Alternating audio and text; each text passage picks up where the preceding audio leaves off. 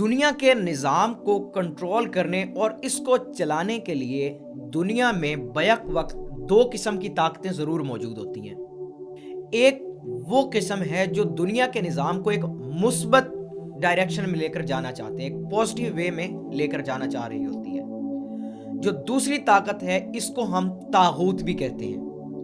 یہ دنیا کے سسٹم کو ایک منفی پہلو میں لے کر جانا چاہتی ہوتی ہے، اور پچھلی چند صدیوں سے یہ دیکھنے میں آیا کہ جو طاغوت اور دنیا کے نظام کو منفی ڈائریکشن میں نیگیٹو وے میں لے کر جانے والی جو طاقتیں ہیں وہ برسر اقتدار بھی ہیں، اور وہ دنیا کا سسٹم کنٹرول بھی کر رہی ہیں، اور وہ پازیٹیو پاورز کو ڈومینیٹ کر رہی ہیں۔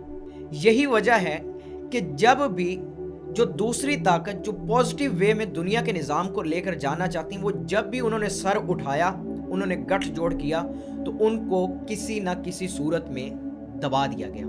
ایسے ہی کچھ اقدامات پچھلی صدی میں وقوع پذیر ہو چکے ہیں۔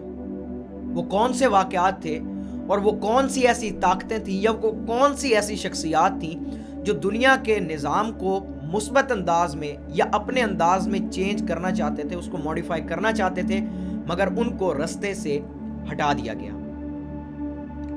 آپ دیکھ رہے ہیں ڈسکور وزڈم، میں ہوں میس لیاقت۔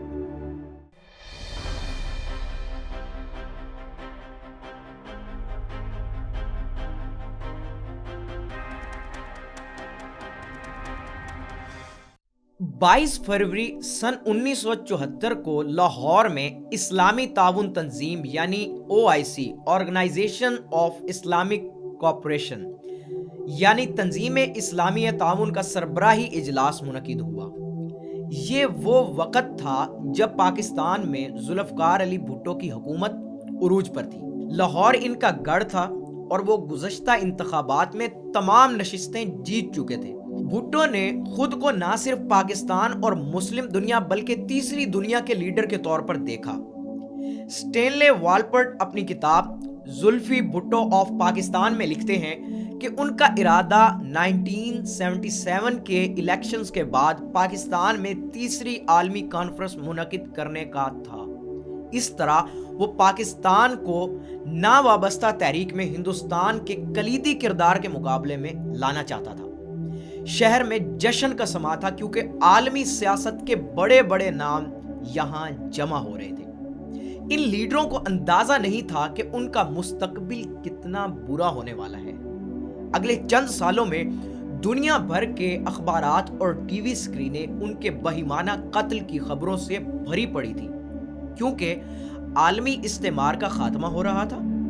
وہ ایک چیلنج تھا اور وہ ان رہنماؤں کی مثال بنانے کے لیے پرعزم تھا۔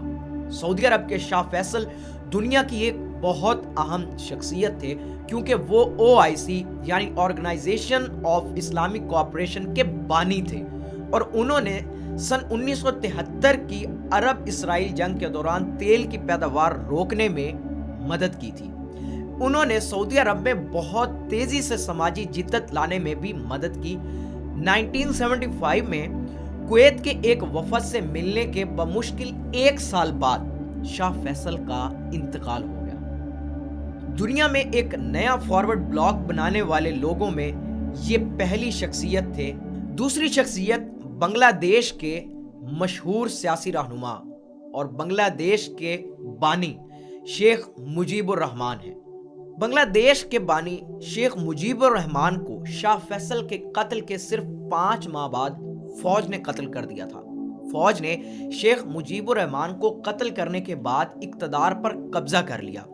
وہ ایک کانفرنس میں شرکت کے لیے پاکستان آئے تھے، اور ان کی موت سے 2 ممالک کے درمیان کشیدگی میں کمی آئی۔ بنگلہ دیش بعد میں اسلامی تعاون تنظیم کا رکن بھی بن گیا۔ 1975 میں بنگلہ دیش کے صدر شیخ مجیب کے قتل کے بعد بنگلہ دیش میں مارشل لاء کا اعلان کر دیا گیا۔ ان کے خاندان کے 2 افراد، موجودہ وزیر اعظم شیخ حسینہ واجد اور ان کی بہن شیخ ریحانہ، اس قتل سے بچ گئے کیونکہ وہ اس وقت جرمنی میں مقیم پذیر تھے۔ یہ سازش فوجی افسران اور عوامی لیگ میں شیخ مجیب کے کچھ ساتھیوں نے رچی تھی۔ بہت سی افواہیں گردش کر رہی تھی کہ یہ قتل امریکی CIA نے کیا ہے۔ مارشل لا لگانے والے بنگلہ دیش کے جنرل ضیاء الرحمان نے شیخ مجیب الرحمان کو قتل کر کے ملک کے اقتدار پر قبضہ کر لیا۔ اسی بلاک کا ایک اور پلر ذوالفقار علی بھٹو، پاکستان کے وزیر اعظم۔ ذوالفقار علی بھٹو اسلامی عالمی کانفرنس کو کامیاب بنانے میں بہت اہم شخصیت تھے۔ انہوں نے تقریباً تمام مسلم ممالک کے سربراہان کو ایک پلیٹ فارم پر جمع کر کے اپنی سفارتی مہارت کا مظاہرہ کیا۔ اس سے پاکستان ایک مرتبہ پھر اہم ملک بن گیا اور پاکستان کی بین الاقوامی تنہائی کا خاتمہ ہوا۔ کانفرنس کے بعد وہ چاہتے تھے کہ پاکستان تیسری دنیا کا ایک سرکردہ ملک بن جائے، لیکن قدرت کے منصوبے کچھ اور تھے۔ سن 1977 کے انتخابات میں پاکستان پیپلز پارٹی نے تاریخی کامیابی حاصل کی، تاہم ان کے مخالف 9 جماعتوں کے اتحاد نے دعویٰ کیا کہ انتخابات میں دھاندلی ہوئی ہے اور 5 جولائی 1977 کو جنرل ضیاء الحق نے ان کی حکومت کا تختہ الٹ دیا۔ ضیاء حکومت نے بھٹو پر قتل کا مقدمہ چلایا اور سپریم کورٹ نے حیرت انگیز طور پر 3-4 کے فیصلے میں انہیں موت کی سزا سنائی۔ 4 اپریل 1979 کو بھٹو کو پھانسی دے دی گئی۔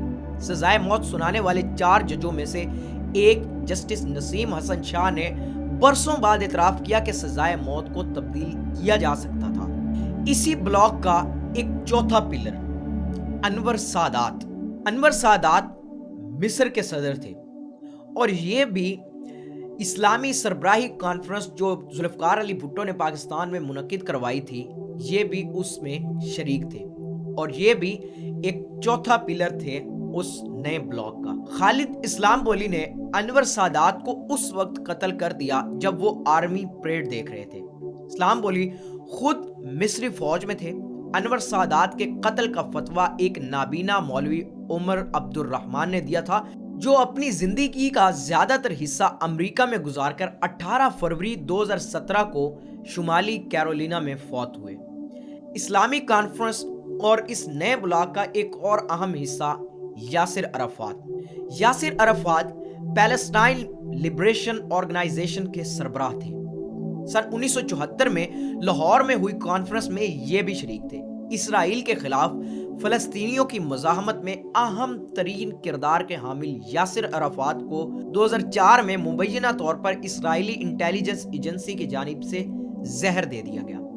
گو موت کے سبب پر خاصی بحث رہی ہے، لیکن غالب تھیوری یہی ہے کہ ان کے خون میں HIV کے جرثومے پائے ضرور گئے تھے، لیکن ان کی موت زہر کے باعث ہوئی تھی۔